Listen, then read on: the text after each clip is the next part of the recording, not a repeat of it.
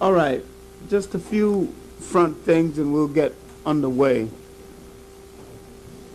This is the last lecture in the two-part series, and we've become a kind of a family, and don't think you're getting rid of me, because I'll be coming back occasionally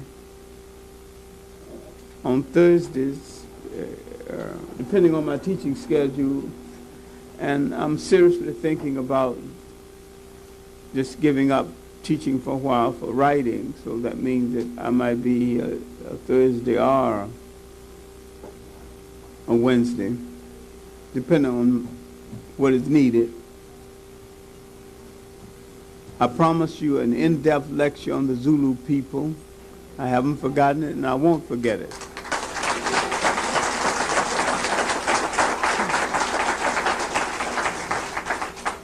After the commercialization of what once was a holy day, I guess we'll start arranging schedules, and there'll be a time. I'll come back for that. This Saturday, by way of giving an account of myself, I'll be going to Senegal for a pre-colloquium for the Festad. I'll be delivering a lecture from an extensive paper that has kind of broke my back this last month, Pan-Africanism, a history of an idea in the African world. Because I'm a stickler for what is new and what is different, and I wouldn't walk across the street just to do the ordinary. So if I can't write something exceptional about a theme, many times I leave the theme to amateurs and to students. But I looked at this word Pan-Africanism because this is the only thing that's going to save us anyway, a world unity of African people. And I looked at some new information I have on the black untouchables of India,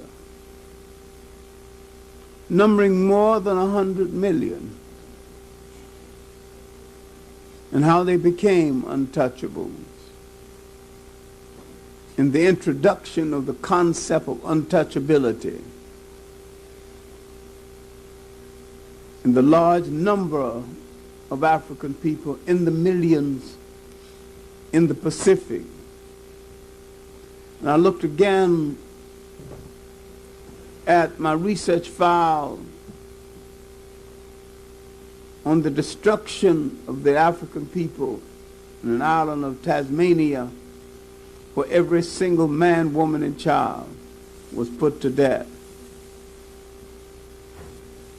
I wondered again about the international position of African people.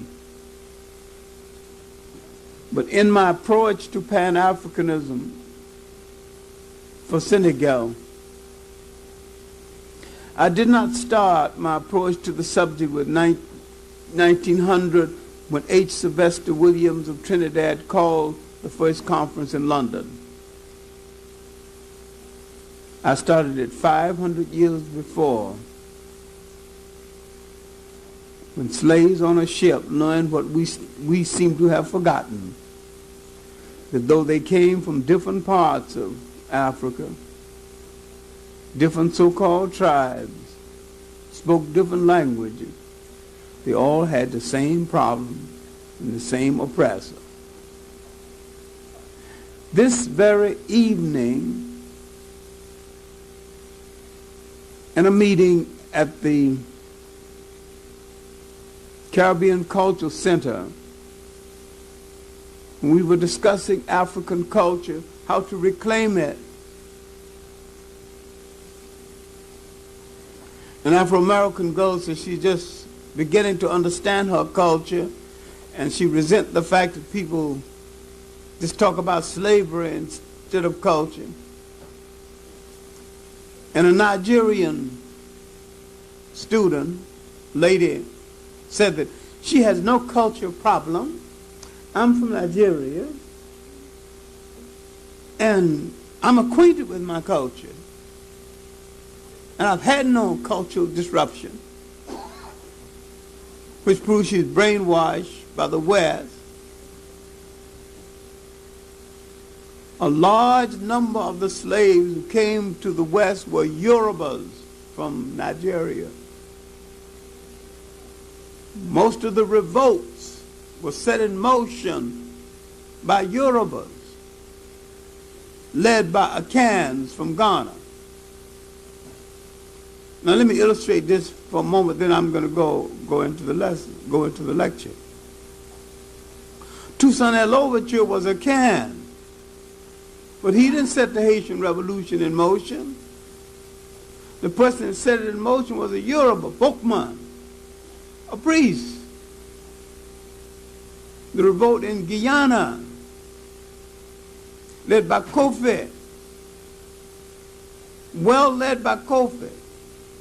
But the man that set it in motion was Ankara, a Yoruba. The Yorubas and the Akans developed a partnership away from Africa that they never had in Africa. The same thing is true of the revolts in Brazil. It is the Yoruba culture that held it together. And they couldn't get to them until they broke through that strong Yoruba culture. The main staying power of the revolt in the Western world was Yoruba. When we look at Nat Turner, Didmakbizi, Gabriel Prosser, we find the same kind of process. Then the young lady said that she understands Thomas Sobel because he said other ethnic groups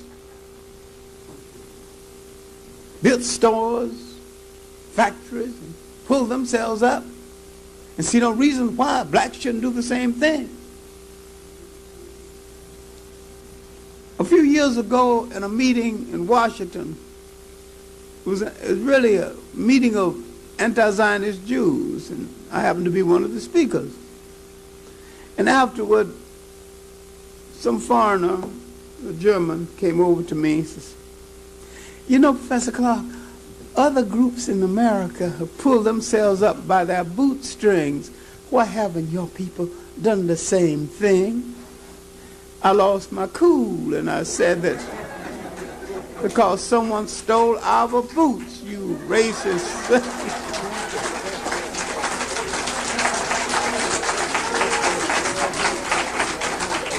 People are expecting the impossible of us, pulling yourself up by your bootstring, and you've got no boots. The neatest trick of the week if you manage to bring it off. Then this girl said, she said that, why don't blacks progress like other groups? I said, look, every group came here looking for something. We were not brought here to be given democracy, citizenship. When the American dream was dreamed, it wasn't dreamed for us. When the American promise was made, it wasn't made to us.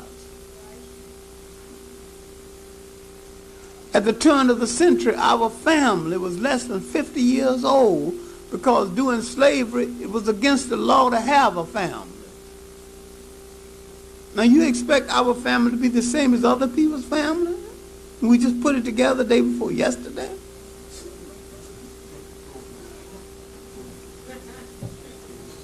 Now the same man who's judging you and writing the textbooks about you is the man that broke up your family in the first place and made it a law against the law for someone to teach you to read. That's the same man that calling you dumb.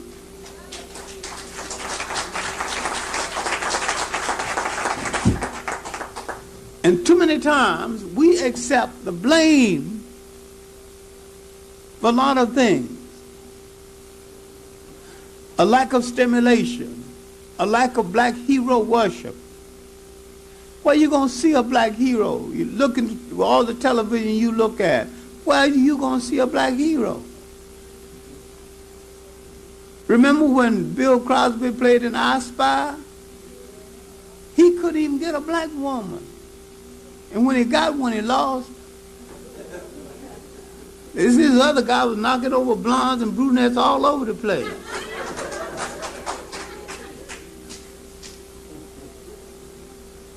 Oh no, then they said a black man's a criminal if he have feelings the other way, but the mass media has given him feelings the other way. Because the mass media in 20 minutes can do more educating than other people can do in 20 hours. With our kids looking at all these misconceptions of the hero and never seeing themselves emerge as the hero.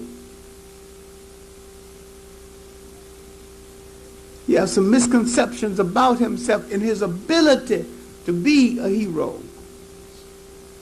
In this evening's discussion, talking about culture and how to infuse our culture into the curricula, everybody forgot to emphasize that slavery was a war on our culture. It was a war on the culture of all the non-European people of the whole world. And that the most cultured people in the world were told they had no culture and also had no God that was worth worshiping. So the European not only gave you a new psyche, a new mentality, new clothes to wear, a new God to worship, then he didn't have to build jails. His building jails was redundant because he already had you in one and still have you in one. When I look at this beautiful Nigerian girl spouting all this conservative nonsense, like she knows her history already, and I just asked her a simple question: how did Nigeria get its name?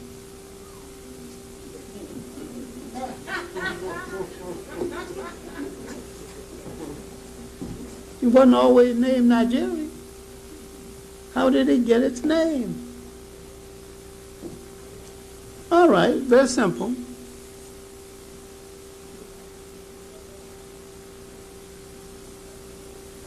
Near the end of the 19th century,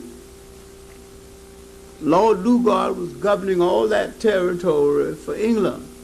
And the chartered companies, these commercial companies, had their own armies governing each territory, all of them rapists, all of them gangsters. Same as the two gangsters in Washington now arguing over territory. You think you got a friend among them. Just like gangsters, you take the east side, I take the west side, don't you bother my territory, I won't bother yours. They ain't talking about socialism, and one's a socialist. They ain't talking about capitalism, and one's a capitalist. They ain't talking about Christianity, and one's a Christian.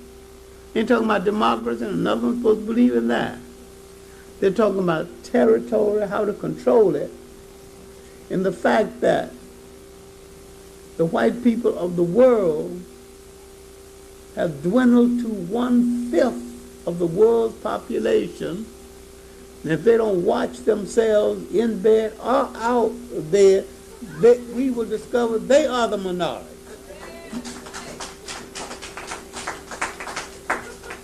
So once they put it together, they're going to have to ask them for permission. And once we remember the one thing about power is the ability to include and exclude, there's a whole lot of people they're going to have to deal with. All right, now back to the subject.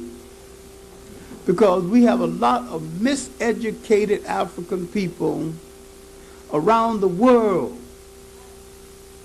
And we've got a lot of African people who can be educated overnight. They're so hungry for it. When they had the difficulty in Fiji, when they discovered that some American blacks were interested in that case and some Africans were interested in that case, they said, we thought we were alone in the world. We didn't know we had so many relatives. They had no problem becoming African people. They had no problem relating to the other relatives in the world. Glad to do it. We're a big family. Now, my talk for tonight, and unfortunately the last in the series, will deal almost solely with the African Americans, the lonely nation away from home. Because the African American is the most misunderstood, most abused, most wounded of all the African people who live outside of Africa. And yet, he is the target for destruction by more forces than any other African people. He's the one African that the Western world won't destroy. Principally because he has grown insensitive to his oppressor, and he, more than any other African, have fought in larger numbers for his oppressor and mastered his oppressor's modern war technique.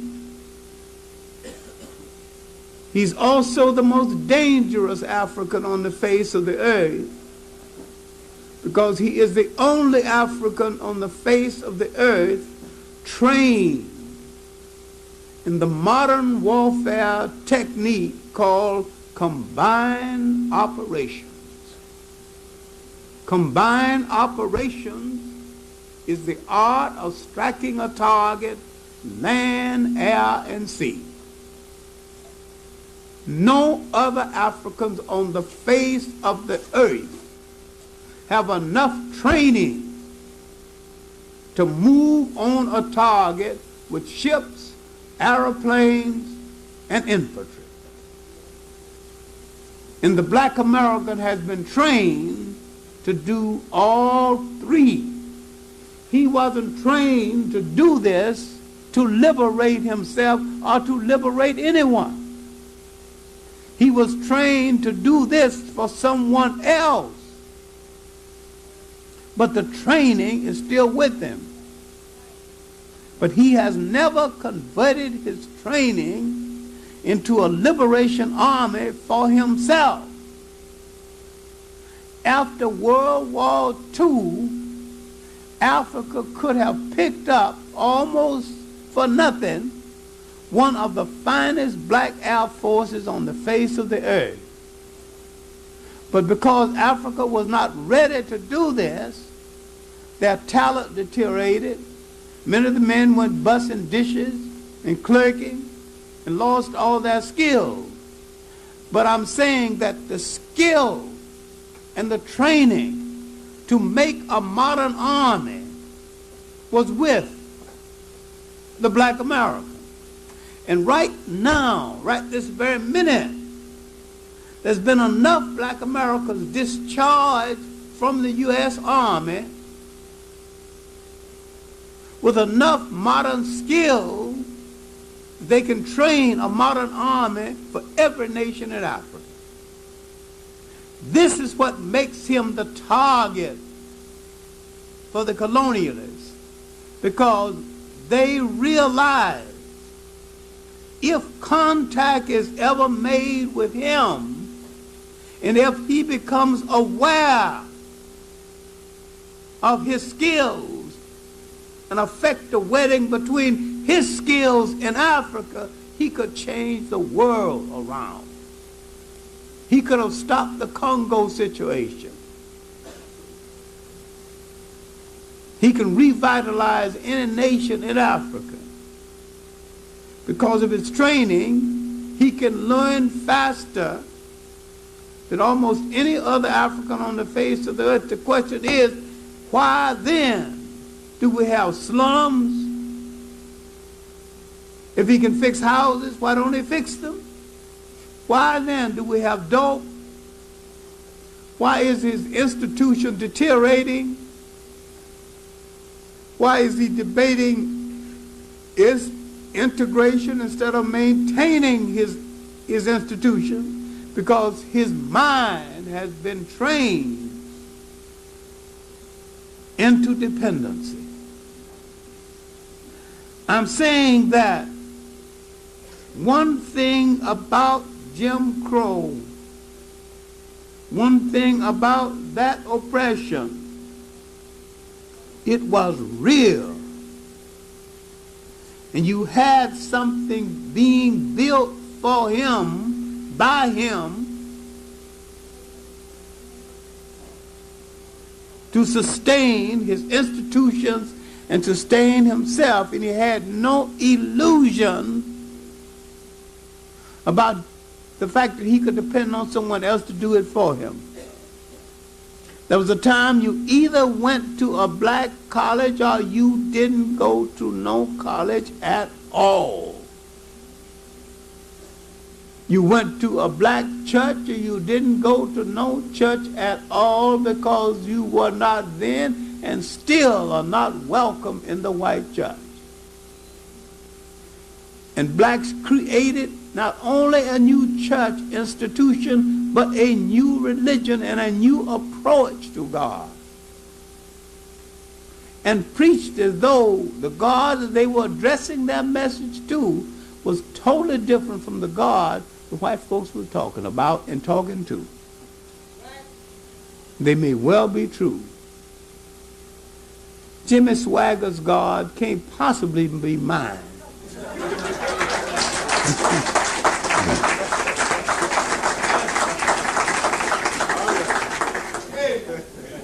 This was the survival of African culture. All right.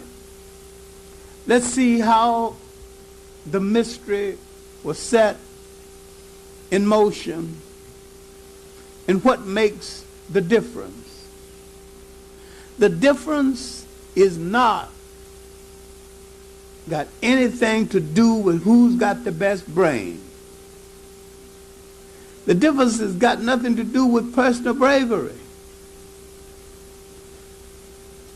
The difference has got to do with the isolation and the nature of oppression and what each one had to react to.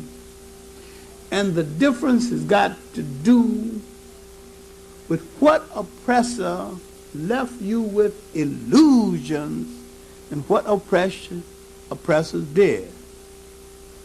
Now, a few weeks ago, only 3 weeks ago, in the meeting on Marcus Garvey in Jamaica, I said, because I didn't want to disturb a lot of people by saying it in the public lecture, but in the private gathering, I said, now that the public is not here and we're just here having ourselves some nice Jamaican food and drink together, let's level with each other. Marcus Garvey is 47 years dead. If Marcus Garvey were alive today walking in the streets of Jamaica, somebody might stone him to death, advocating the same thing. And yet what Marcus Garvey advocated is the most important thing that is needed not only in Jamaica, but in the whole of the African world. Now, he rarely ever used the word Pan-Africa, and yet he was the ultimate Pan-Africanist, fighting for the unity of the whole of the African world. And as though it was planned, while I was in Jamaica, the very next day, they gave medals to the Jamaicans who participated in the invasion of Grenada. A contradiction to end all contradiction. I explained that he did not succeed in Jamaica principally because the Jamaicans then and now have the illusion of nation. And we in the United States then and now was never given the illusion of nation. They will let us know right now that they don't want us here. And they didn't let us dream that we were part of this nation. They let us know that we were brought to do a set labor.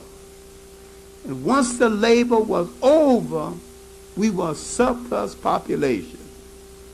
A nation within a nation without a nationality. We were not brought to this country to be given a nationality.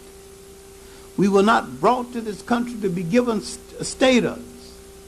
When they said liberty and justice for all, we were not a part of the all. No one let us dream or think that we were part of the all. When we look at the atrocities against us day by day, they keep saying again and again, not you. When I say American citizen, I don't mean you.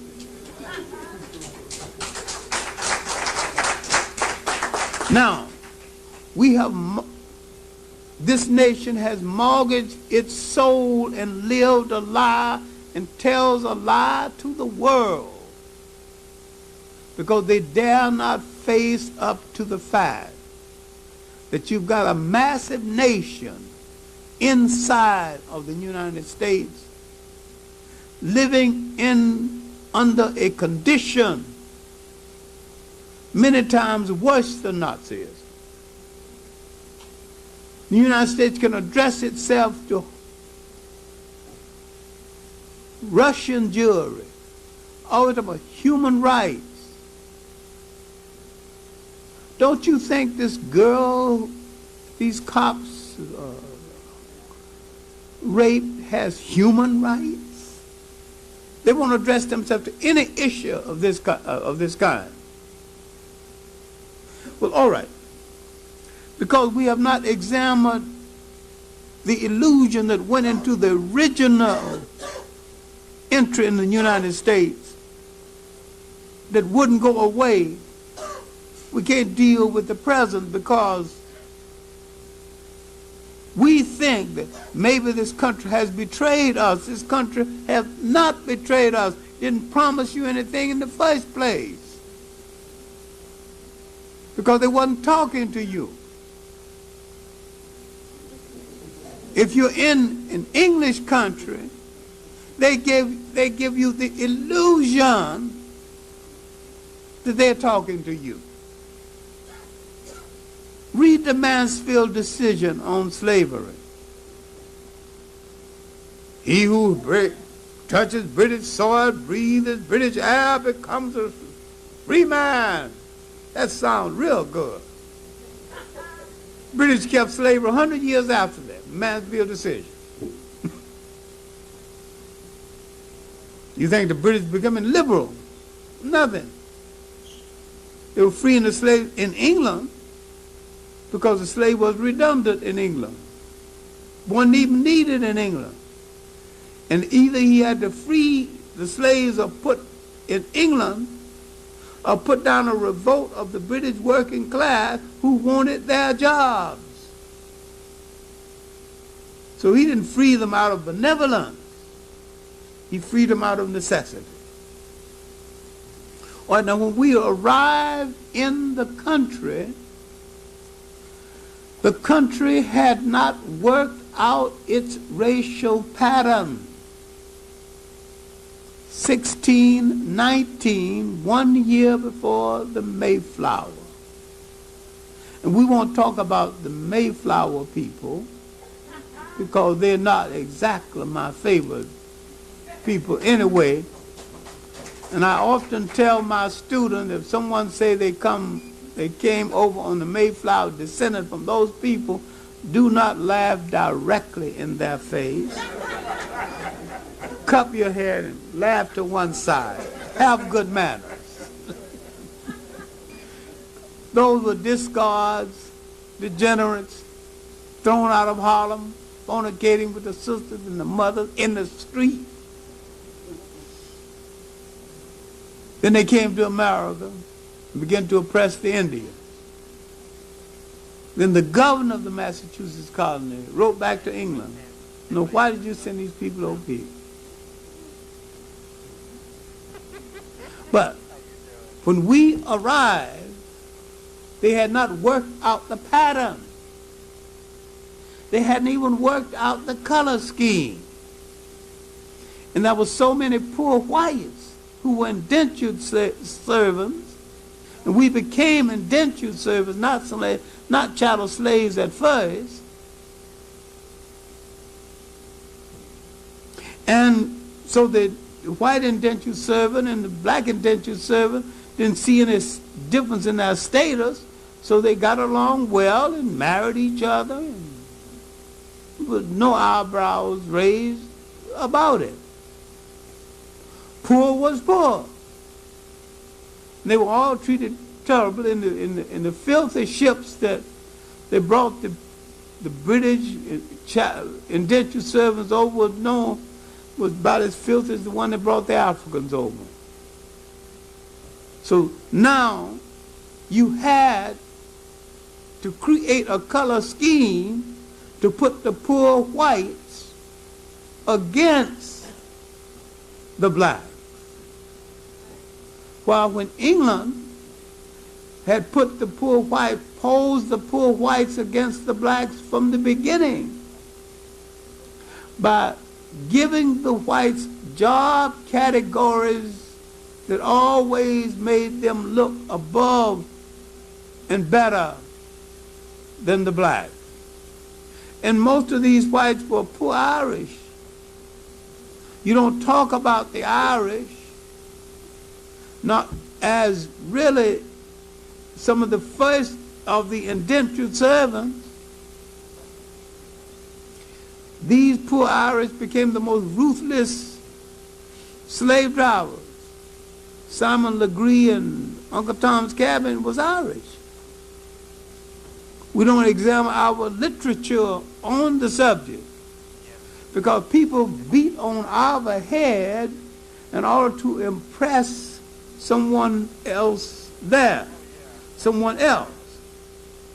To understand what I'm talking about, you have to understand once more the design of the country. White, male, Protestant, middle class and up, those who agreed with the prevailing political status quo and who owned property. Everybody in this country is trying to impress that group. The Jews are trying to impress that group. The Catholics try to impress that group. That is the big rooster in the pecking order. And if you watch chickens in a yard, the big rooster can peck anybody. But instead of pecking him, you peck the next smallest one till you get down to the bitty. But you don't peck the first pecker, which is the rooster. This is what you call the pecking order. You pass the peck down, but you don't pass it up.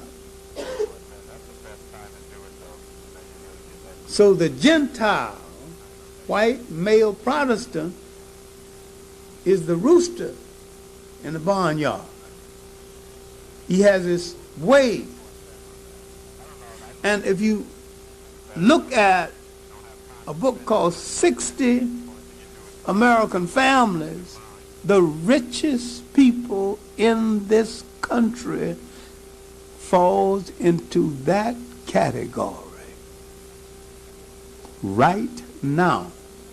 And the same 60 families and their descendants who control the major wealth in the country at the turn of the century still control the major wealth in the country.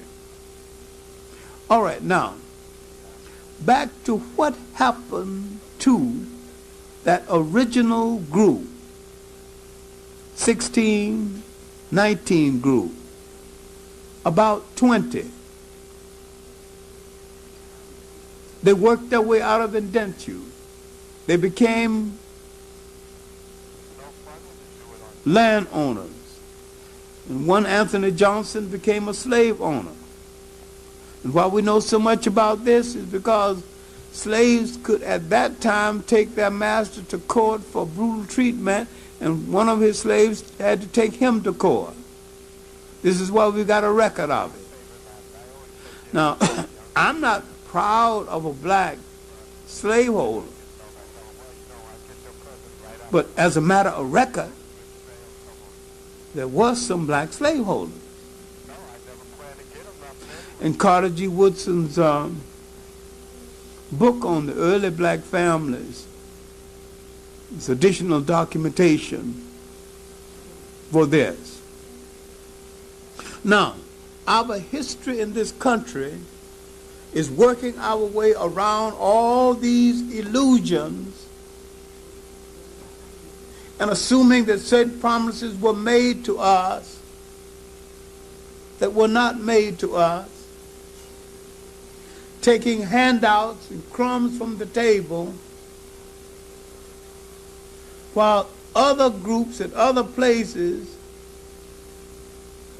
fared a little better, but do not assume that slavery was mild any place.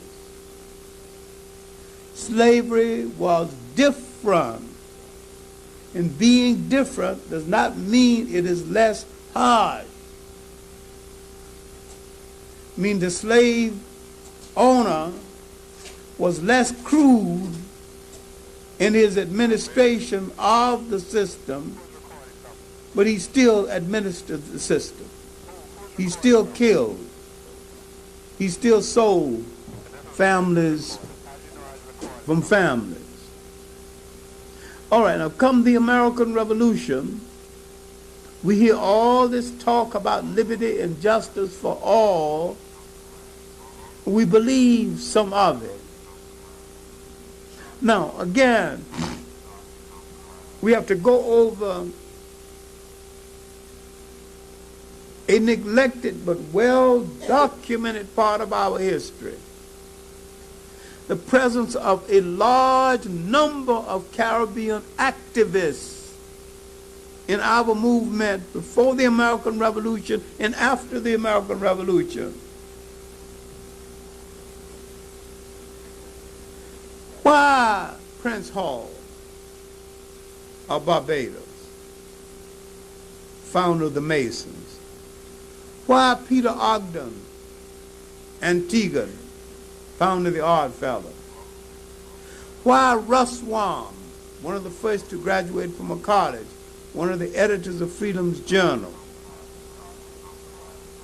Why Robert Campbell, another Jamaican, who would go out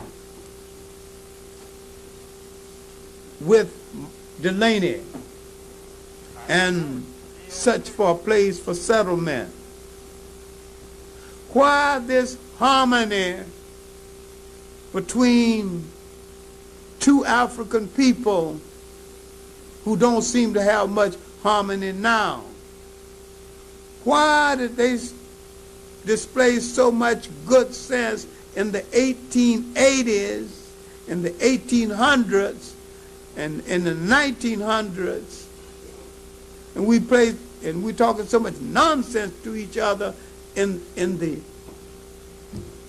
1900s, going to the 21st century. What has happened to us? What made these visiting Caribbeans have a certain kind of nerve and inject a certain kind of sparkle in our movement that wasn't there? They came from a system that gave them the illusion that a free man was free. These were free blacks as against slaves. But a free black in the United States was free in quotes and limited in what he could do. The free black from the Caribbeans was no freer, but he had the illusion that he was supposed to be freer, and he acted accordingly. And yet they gave something to the whole movement that wasn't there. They would help set in motion the colonization society. Ruswan would go to Liberia, find the Liberian Herald, a newspaper still in existence. In the 1850s, they stopped coming in any appreciable numbers. And the free black in the United States began to visit them, because while there was still slavery in Jamaica, throughout the whole Caribbean island, they were free enough to invite black Americans in the struggle to come down and rest up a while. All right, now let's look at the scene they had and the scene we had.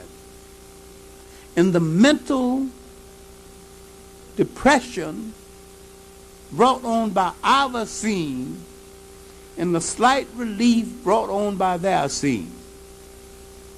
They were on an island. They were the majority.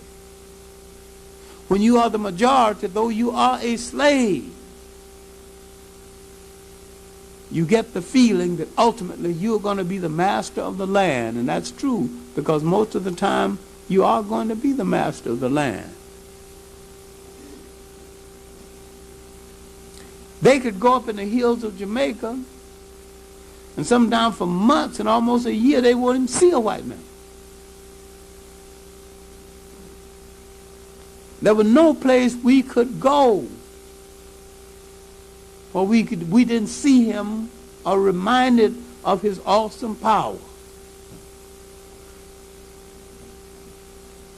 Now look what is happening to that mentality.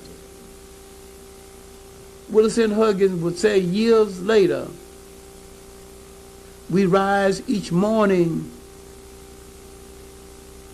and petition for the right to live to the end of the day. And the next morning we have to petition all over again. Because this is where the phrase going to meet the man, literally going to get permission to live one more day. But if you're way up in the hills, most of the time you don't see him. So the psychological impact of his presence on your mind is not there. And you know he owns the land, you know he's the master. But physically, you're not looking him in the face every day.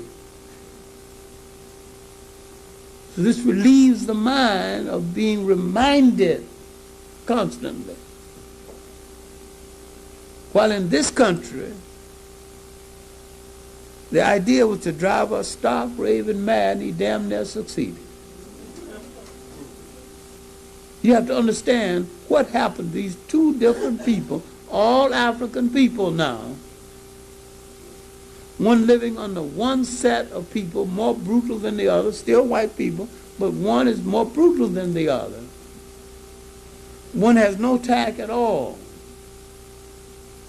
The British understand slavery is a business, and they handled it as a business.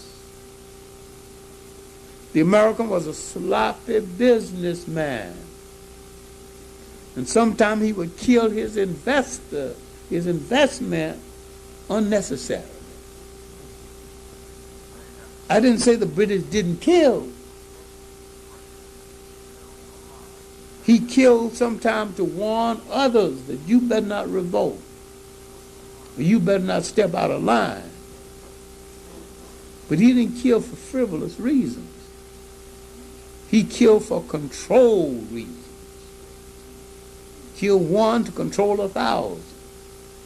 That's thinking. Brutal thinking, but thinking.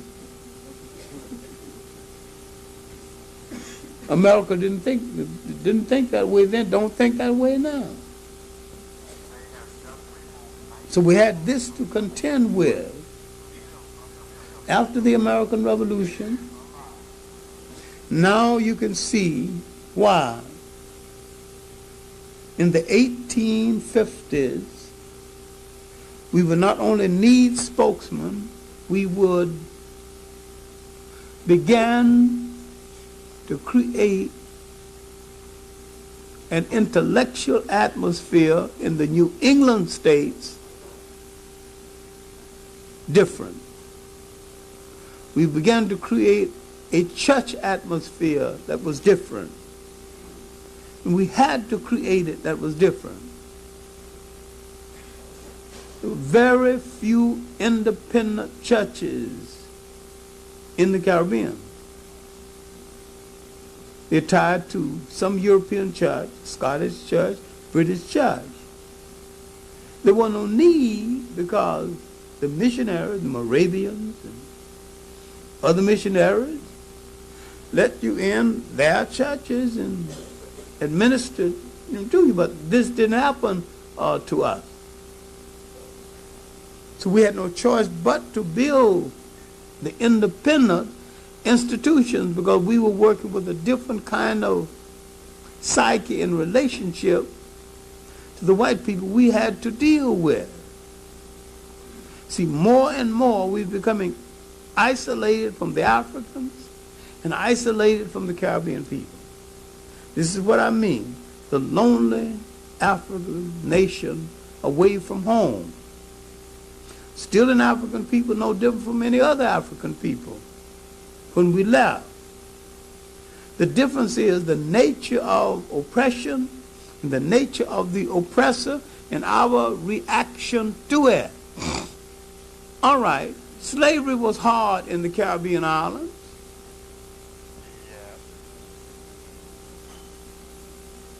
Slavery was hard here. Why didn't the blues appear in the Caribbean islands? Why didn't the spirituals appear? It had nothing to do with the lack of culture. But the blues and the spirituals are part of our self-induced psychiatry. We had to have it. We had to have relief. We developed through our church and through our reading and misreading of the Bible a romance for Jewish people that we still have. We wanted to associate with a people who escaped from something. Now you can see why we're singing, go down Moses, tell old Pharaoh, let my people go. What are you talking about? Let your people go. When they become your people? Tell old Pharaoh, let my people go. Now who was the Pharaoh?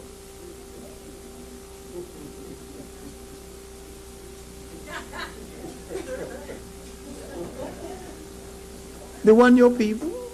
Now if you read the real history of the story, it comes out differently. They were collaborators with the invaders of Africa. When the Africans came to power, the Africans said that whosoever obeys African law may stay. And those who don't want to obey African law, now that the Africans are back in power, have to go. Those were the ones who decided they wasn't going to obey African law. How did they get to be your people? Go down, Moses, tell old Pharaoh, let my people go. Now, because we do not dig deep enough into African folklore, we don't even know where the first story is recorded about someone parting the sea. We don't know where the Jews copied the story from. And they copied it and said it really happened. This is allegory. Allegory don't have to be true. Caesar B. DeMille made a fortune out of it. Died with so much money his great-grandchildren won't finish spending. Charleston Heston made a lot of money on it. But if you want to know one of the first African stories about parting the sea, a pharaoh was kind of despondent. And so in order to cheer him up, he wanted to go on rowing on the Nile. So all the rowers, the lady rowing the boat, were beautiful ladies. And so the chief lady rowing the boat up ahead was rowing. Then she leaned over and dropped her bracelet in the Nile. She stopped rowing. She got despondent. I ain't gonna row no more. Lost my bracelet. A necklace or something. So the magician, remember, magic had a lot to do with the creation of religions. There's a 2-volume work, Religion and Magic. All right. And so the magician was wrong. She told him. She dropped her necklace or bracelet. He said, all right. So he stepped out, parted the Nile. Then it got dry, reached down, picked up her bracelet, gave it to her. Water came down, and then she rowed the boat on, and everybody was happy. That's the first story. That story was 3,000 years before the Hebrew entry.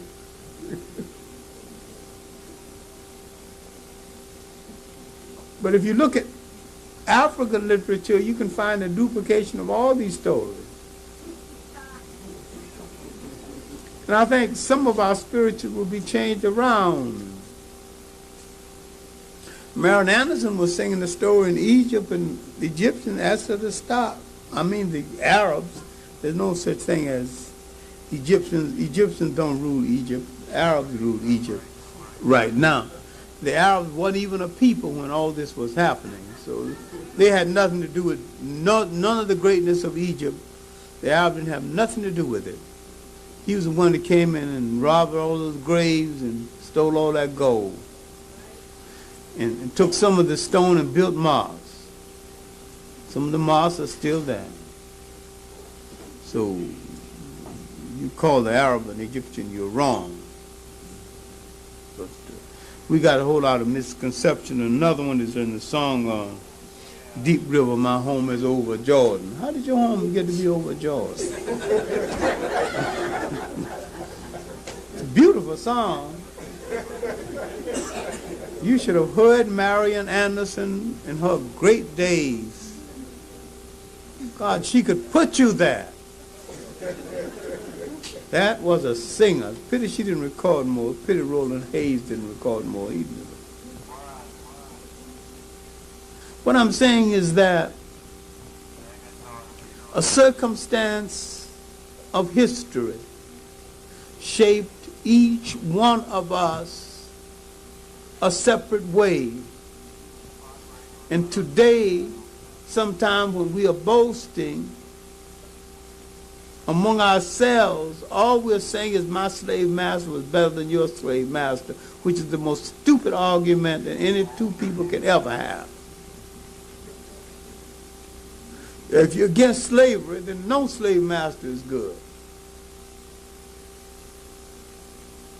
You get to, a Bajan would say that his slavery was mild in Barbados in comparison to in Jamaica. So who in the hell cares? What difference did it make? It was still slavery.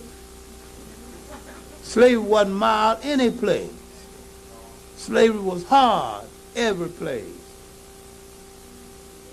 All right.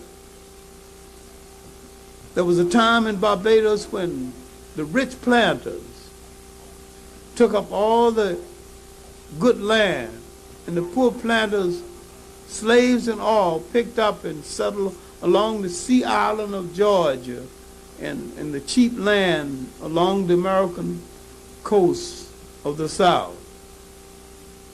And the people that they brought with them spoke a combination of English and African. This is the origin of the Geechee. The Geechee is nothing but a Bajan. And I've had a Bajan language check it out and prove it positively to be true. But it wasn't a mild situation there either. But I'm saying that first half of the 19th century, the newspaper building period, the magazine building period, the slave narrative building period, none of this happened in the Caribbean. And if none of this happened in the Caribbean, it had nothing to do with one person's mentality being different from the other. One's illusions and one's condition dictated one thing, and another condition dictated another. Because we were living under the most brutal of all oppressors, we would get an outlet in the spirituals and in the blues. We would sing our way out of it, or try to pray our way out of it, or we would adopt other people's folklore and fasten ourselves to it, any place, to soothe ourselves or to even pretend that ultimately we would be free. Now, on the eve of the Civil War, it was the black abolitionists, too often neglected, Douglas and others, that solidified the cause and made the issue of slavery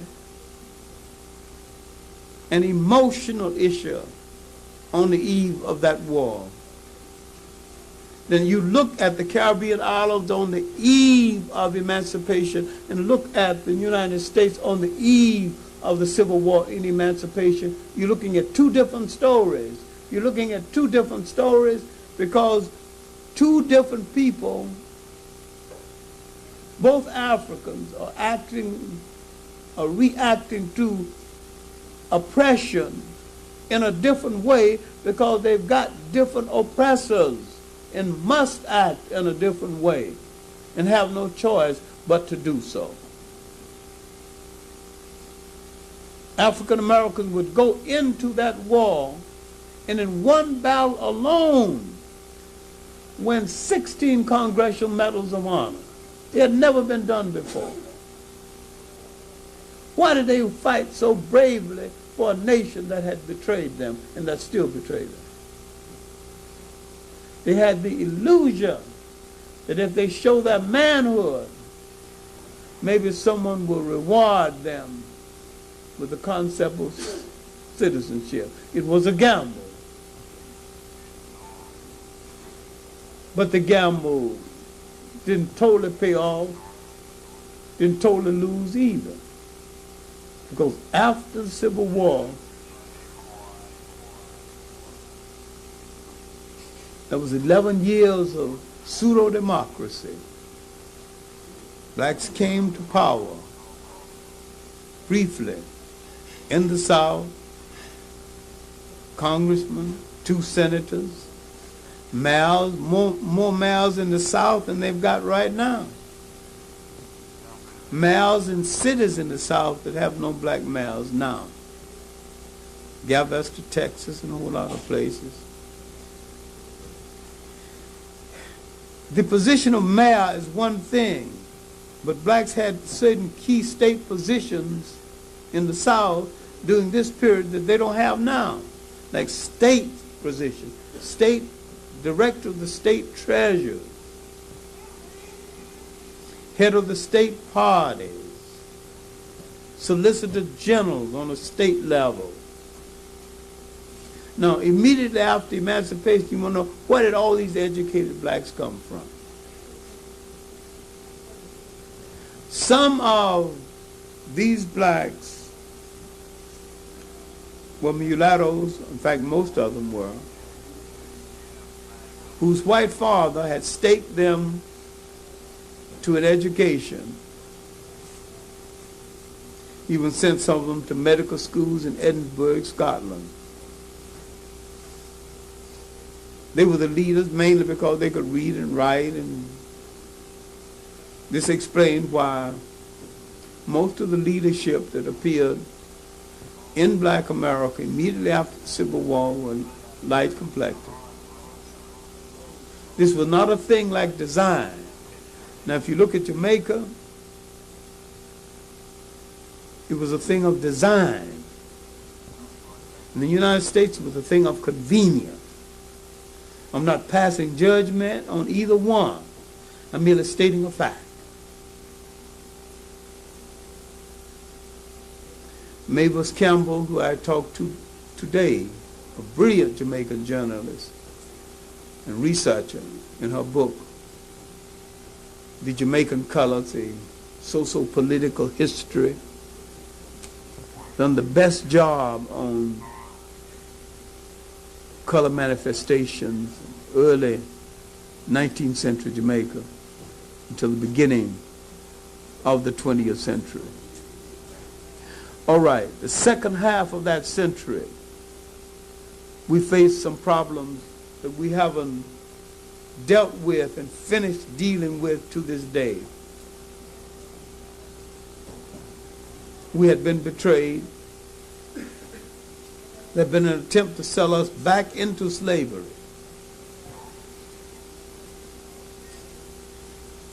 The promises of the Reconstruction had been betrayed. And the white friends we had in Congress, it was really only 2, one in Congress and one a senator, Thaddeus Stevens and Sumner, had been blocked off. Not much we could do. Liberia had been settled. The colonization movement was underway. A little-known movement we need to study again, the Negro Convention movement, was meeting every year. We are the meetingest and the talkingest people in all the world. We call more meetings, pass more resolutions, and get less done. Any people in the world. We will meet and vote and forget what we voted for. We were meeting then. Our lodges, women branch, men branch. But that last 25 years we begin to face reality and shared illusions as we never done before.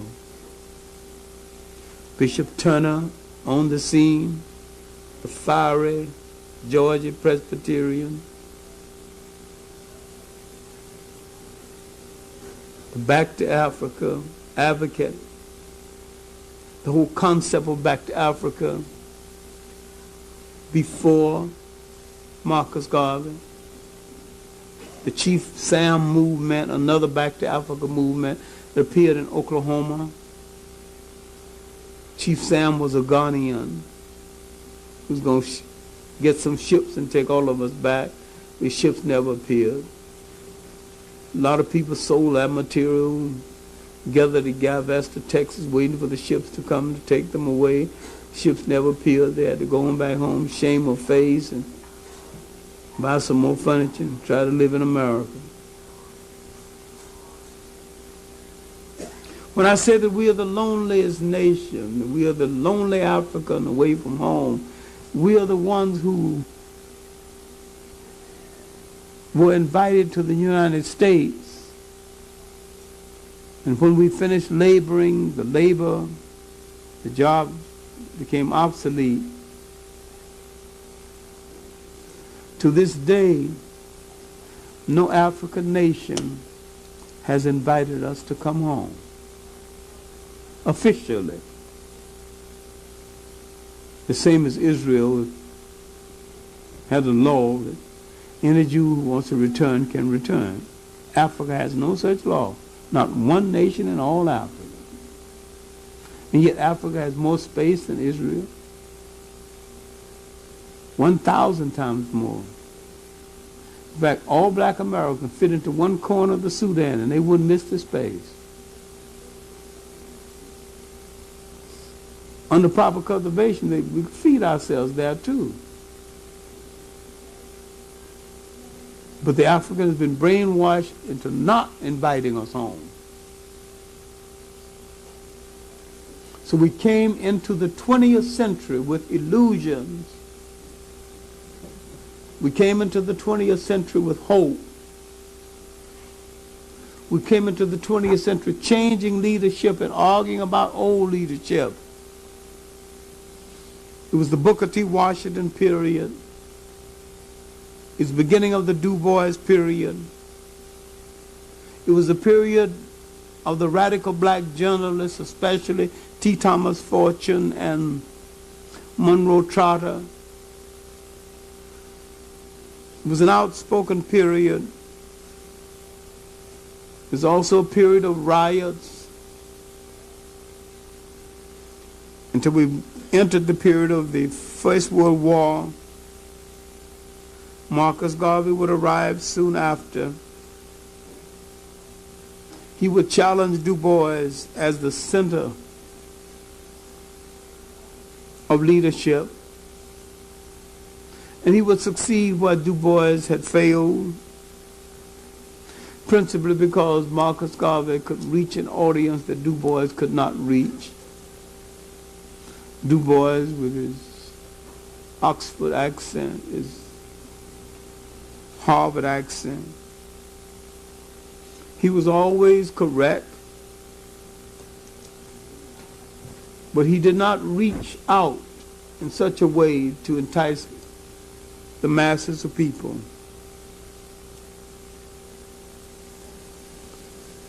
What Garvey brought was some illusions taken from his growth in Jamaica.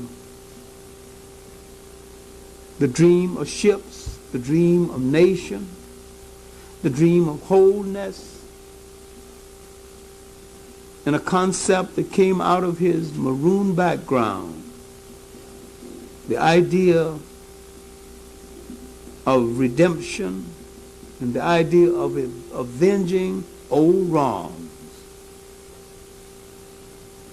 He was listened to by millions of people, principally because he spoke a language and had a spirit that instantaneously communicated what many of the other intellects did not. We're not dealing with right or wrong. We're dealing with appeal. There had been great men of appeal in this country, but none the equal of Agave. Bishop Turner's preaching was mostly in Georgia, in the southern area. Du Bois was mostly among the intellect and the people he called the talented 10. A lot of blacks did not read Monroe Trotter's The Boston Guardian, nor did they read The Age under another great journalist, T. Thomas Fortune, who many times wrote speeches for Booker T. Washington. Blacks entered the war and came out with more illusions.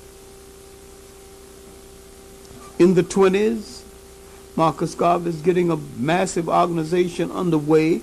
Now there's several political strings running side by side. As a literary organization, a movement called the Harlem Renaissance. Marcus Garvey is the political stimulants for that Renaissance. He's given the lonely nation away from home a reason for being. So they invest in his ships, in his schemes. And while they regret having lost a lot, they did not cry, because he gives them a meaning, a stimulus for living different from anything they ever had in their life. It is a lie to say that Marcus Garvey found black America with a wishbone and gave them a backbone. They had a backbone before. They fought before, and they fought hard. But he had a way of communicating, a charismatic way of communicating, that made them think of things that they had never previously considered. And that was one of his great gifts.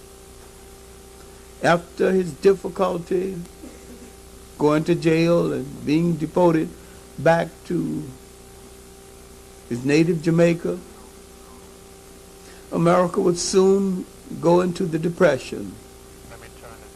He would be forgotten until the Italian-Ethiopian War. During the Italian-Ethiopian War, he would remind us, and we would remind ourselves, we need to reconsider what he had been said about nation. Because no people can be whole without a concept of nation and nation formation. And he understood something, and this is why he was successful in building the largest mass organization ever right here in the United States. He could never have built it in Jamaica. Couldn't build it in Jamaica of that day, couldn't build it in Jamaica of this day. Because the Jamaicans had the illusion that they have a nation. We had no illusion.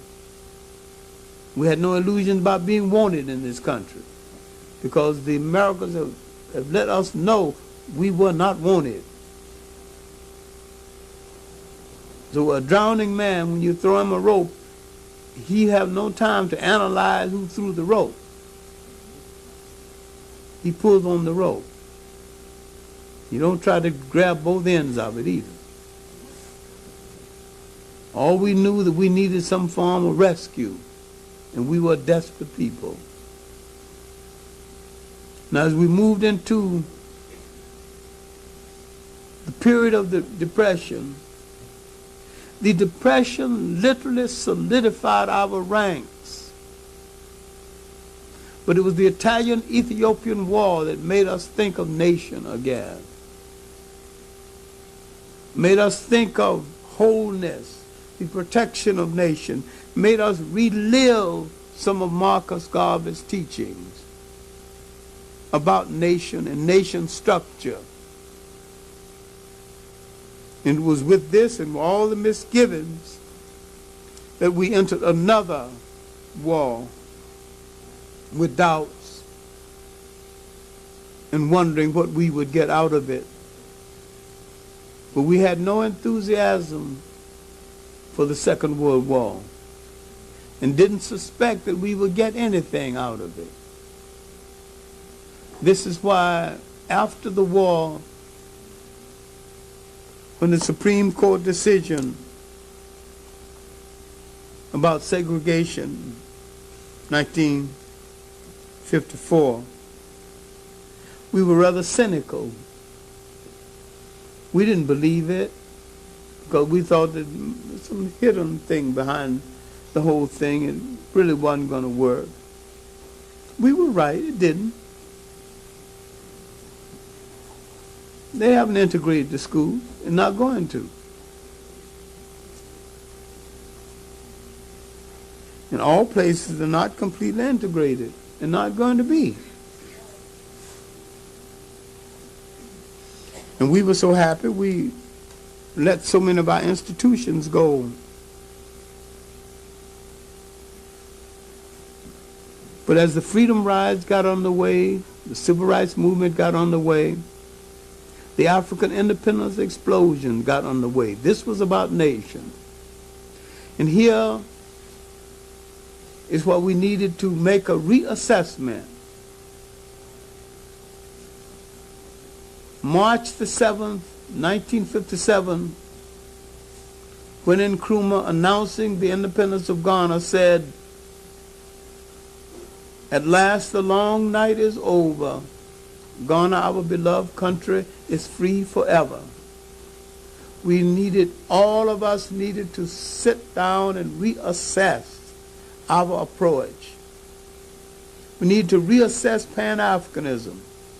Pan-Africanism, a motherless child wandering away from home, had found a mother, had found a geography. Pan-Africanism now could be tied to geography.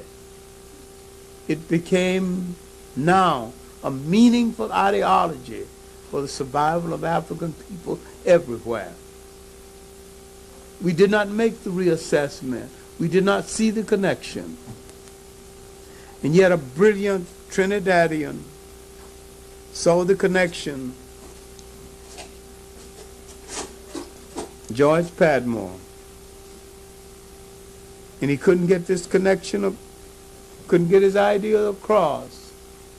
He became advisor to Kwame Nkrumah.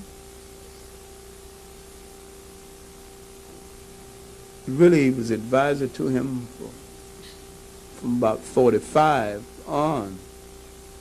59, he was dead.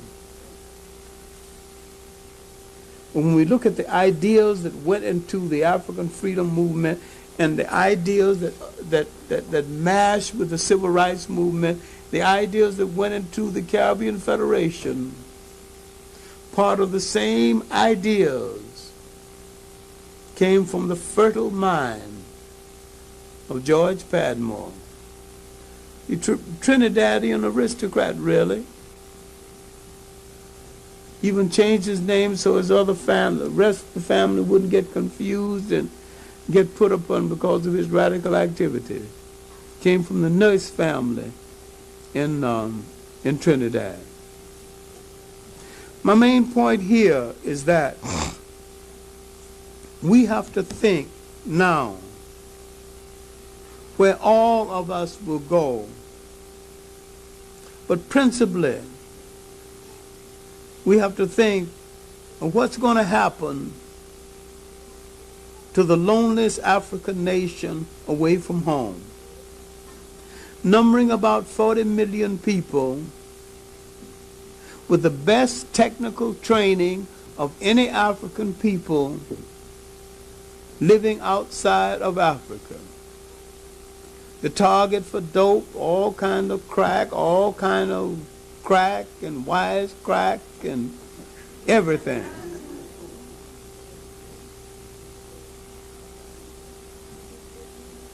Jimmy Carter wanted to reduce their population. AIDS is another way of reducing their population. I'm saying that of all the African people in the world, the ones in the United States is the greatest and most tragic target. The ones in the United States presents the greatest problem to those who wish to control the mineral wealth of Africa, wish to control African people everywhere. You ain't going to have no problem with any African people who announce in the headlines that they're giving medals to those who invade Grenada and not one word of protest about it. You ain't going to have no problem with that. You ain't got no problem there. You got no problem with people who would boast that England is no longer part of our protection, but America's here with our flat tops and our aeroplanes, so you mess with us, America will do you in. All it's done is change slave masters. You ain't got no problem with people like that.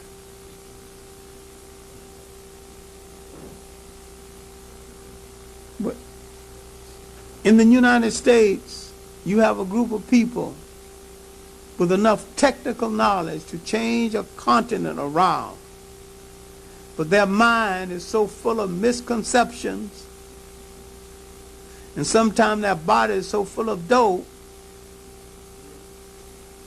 they can't do what they need to do. And this is all on a purpose to set them up so that they cannot make that connection with Africa.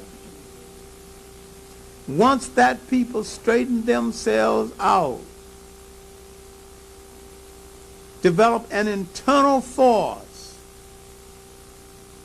to police the action in their own communities, clear up for themselves, because nobody else is going to do it for them, even if we have to have an internal police force, whether we admit it or not.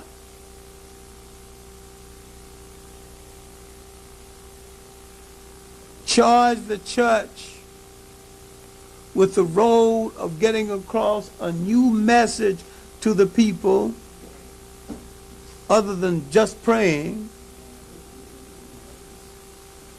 There's some spirituality in the revitalization of a community and opening up boarded up houses and fixing them and taking welfare people out of hotels and giving their children a healthy environment. Once we discover what we can do ourselves, study Booker T. Washington, W.E.B. Du Bois, and Marcus Garvey, and the concept of nation. The one thing that they do not want to catch on among us is the concept of nation. They have trained us into dependency. We keep worrying about what other people will do for us. We need to stop thinking, and once we begin to do things for ourselves, we can force these other things. We have to have everything that goes into the making of a nation. We should have the equivalent of it. There's enough of us. 40 million people. We should have at least 3 symphony orchestras, 7 theater groups, national, 30 clothing factories, all kind of farms. If you're going to wear wool, then you should have some sheep. When you wear cotton, you should have a cotton field. A lot of them. Own it. I don't mean work on it. Own it.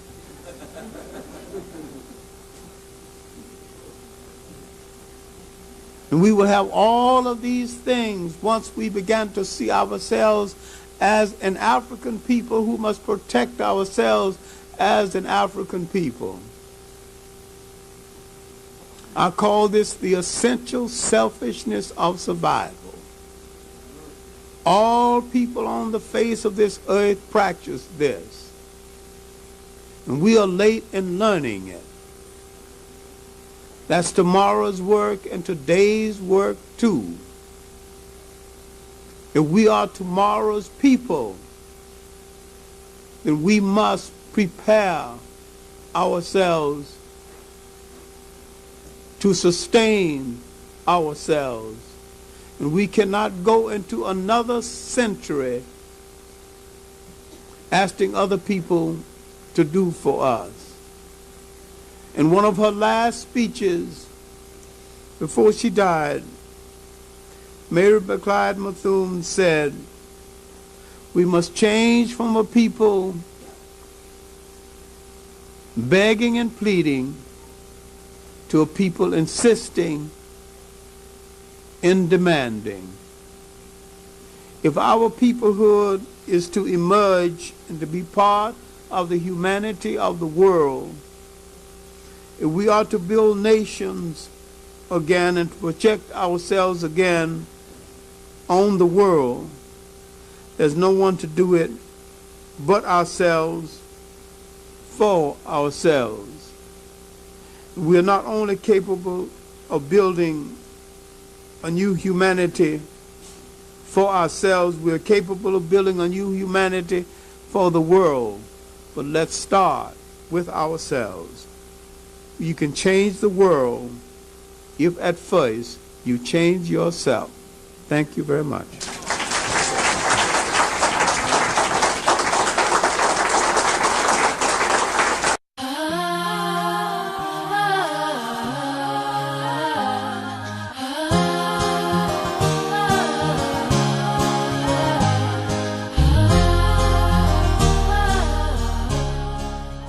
When the American dream was dreamed, it wasn't dreamed for us.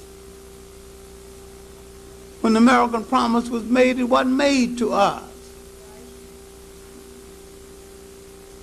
At the turn of the century, our family was less than 50 years old because during slavery, it was against the law to have a family. Now you expect our family to be the same as other people's family? We just put it together the day before yesterday?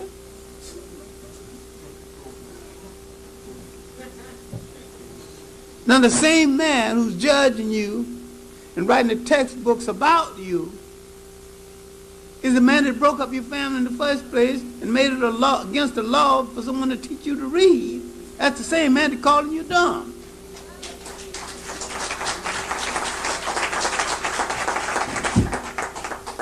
And too many times we accept the blame for a lot of things. A lack of stimulation, a lack of black hero worship. Where you going to see a black hero? You look into all the television you look at. Where are you going to see a black hero? Remember when Bill Crosby played in I Spy? He couldn't even get a black woman. And when he got one, he lost.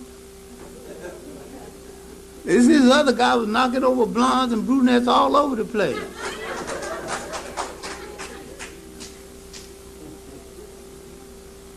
Oh no, then they said a black man's a criminal if he have feelings the other way, but the mass media has given him feelings the other way. Because the mass media in 20 minutes can do more educating than other people can do in 20 hours. With our kids looking at all these misconceptions of the hero and never seeing themselves emerge as the hero. He has some misconceptions about himself and his ability to be a hero. In this evening's discussion, talking about culture, and how to infuse our culture into the curricula, everybody forgot to emphasize that slavery was a wall on our culture. It was a war on the culture of all the non-European people of the whole world. And that the most cultured people in the world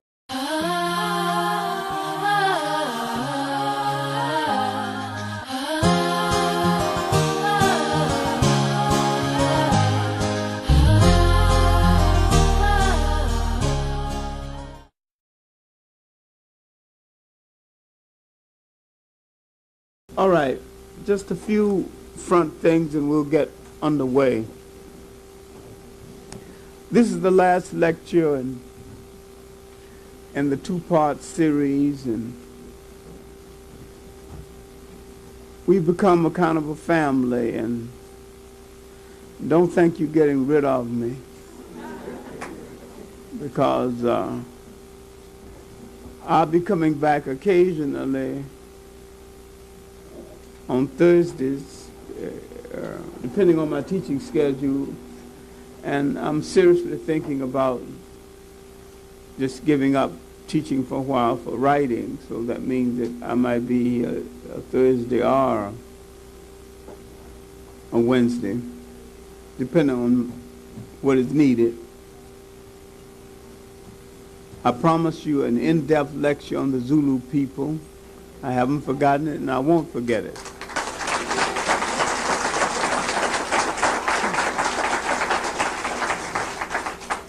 After the commercialization of what once was a holy day, I guess we'll start arranging schedules, and there'll be a time. I'll come back for that.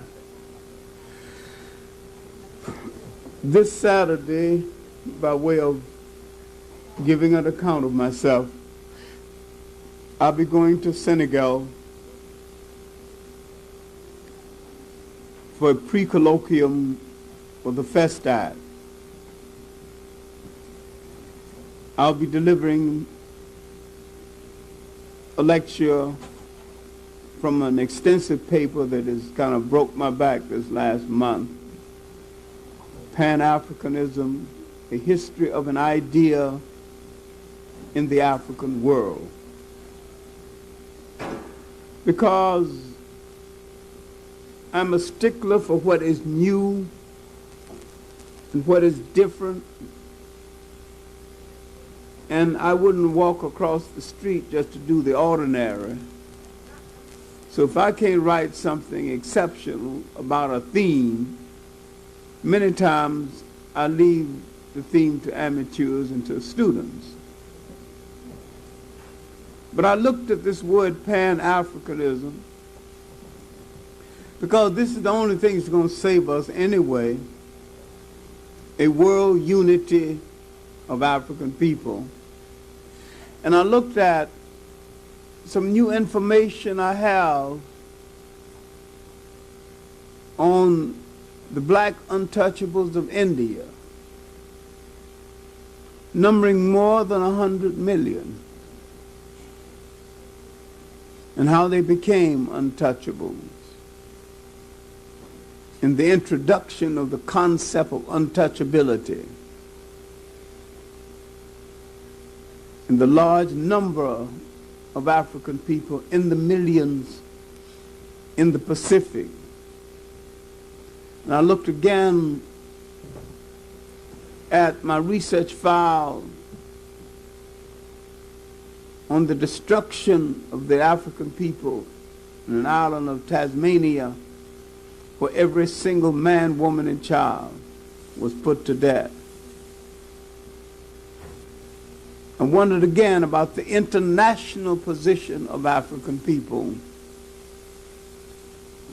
But in my approach to Pan-Africanism for Senegal, I did not start my approach to the subject with 1900, when H. Sylvester Williams of Trinidad called the first conference in London. I started it 500 years before, when slaves on a ship learned what we seem to have forgotten, that though they came from different parts of Africa, different so-called tribes, spoke different languages. They all had the same problem and the same oppressor. This very evening, in a meeting at the Caribbean Cultural Center, we were discussing African culture, how to reclaim it. An Afro-American girl said she's just beginning to understand her culture, and she resents the fact that people just talk about slavery instead of culture.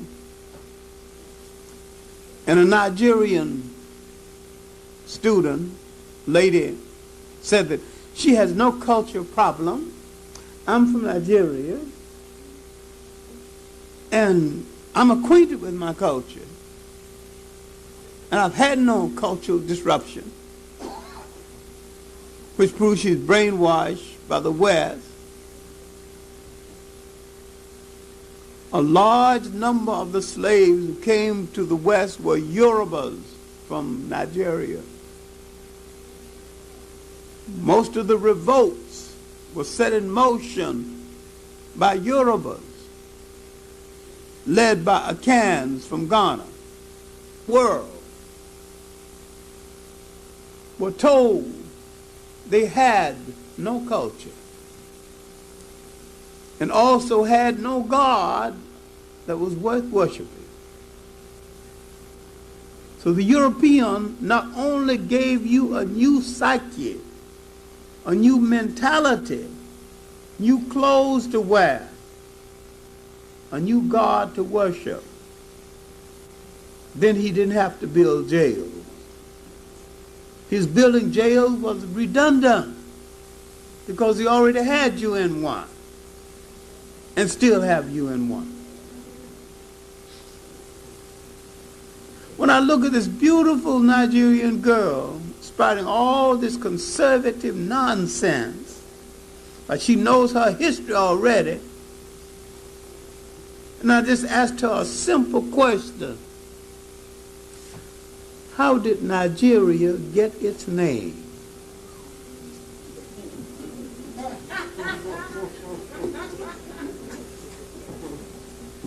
It wasn't always named Nigeria. How did it get its name? All right, very simple.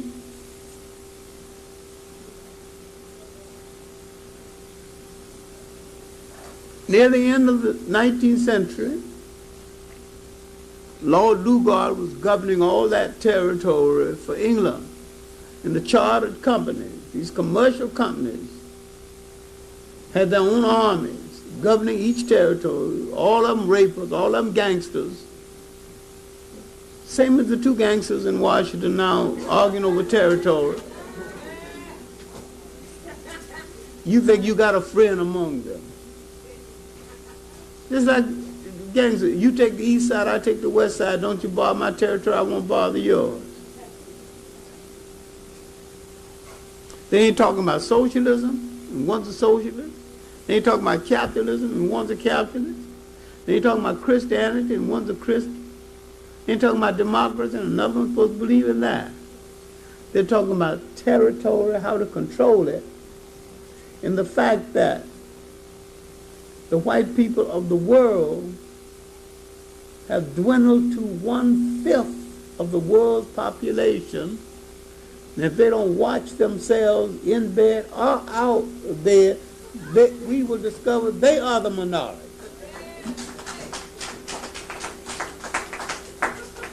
So once they put it together, they're going to have to ask them for permission. And once we remember the one thing about power is the ability to include and exclude, there's a whole lot of people. Now let me illustrate this for a moment, then I'm going to go into the lesson, go into the lecture. Toussaint Louverture was a can, but he didn't set the Haitian Revolution in motion. The person that set it in motion was a Yoruba, Bokman, a priest. The revolt in Guyana, led by Kofi, well led by Kofi. But the man that set it in motion was Ankara, a Yoruba. The Yorubas and the Akans developed a partnership away from Africa that they never had in Africa. The same thing is true with the revolts in Brazil. It is the Yoruba culture that held it together. And they couldn't get to them until they broke through that strong Yoruba culture. The main staying power of the revolt in the Western world was Yoruba. When we look at Nat Turner, Dinmakbizi, Gabriel Prosser, we find the same kind of process. Then the young lady said that she understands Thomas Sobel because he said other ethnic groups built stores, factories, and pulled themselves up, and see no reason why blacks shouldn't do the same thing. A few years ago in a meeting in Washington, it was really a meeting of anti-Zionist Jews, and I happened to be one of the speakers. And afterward, some foreigner, a German, came over to me and says, "You know, Professor Clarke, other groups in America have pulled themselves up by their bootstrings. Why haven't your people done the same thing?" I lost my cool and I said that because someone stole our boots, you racist.